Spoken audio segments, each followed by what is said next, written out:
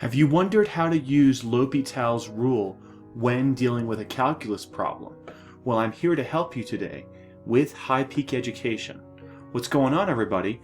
Hope you are having a wonderful day and would like to go over this problem here where we are taking the limit as x approaches 0 of the cosecant of x minus the cotangent of x.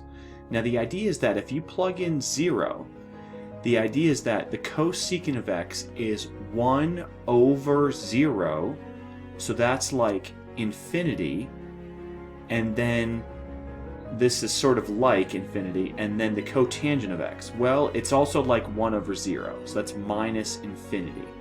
So this is what we call indeterminate form. We don't really know if this ends up being 0 or if one infinity is larger than the other, etc. So instead, we should do the following. We should change the form. So we know that the cosecant of x from the reciprocal functions is 1 over the sine of x. And we also know that the cotangent of x by trigonometric identities is the cosine of x over the sine of x. Now, since both of these fractions already have a common denominator, we can combine them into a single fraction and express that as 1 minus cosine x divided by sine x. Notice if we now plug in 0, because that's really what a limit is. You're plugging in an x value to get some y value.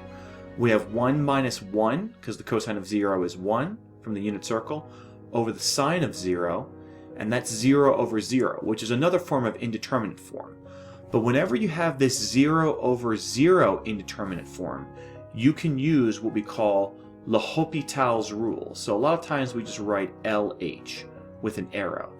And what we're performing is we're performing the derivative with respect to x of the numerator divided by the derivative with respect to x of the denominator. So that process, I'll just write LH for L'Hopital's rule, is the derivative of this numerator with respect to x. Well, the derivative of a constant is 0.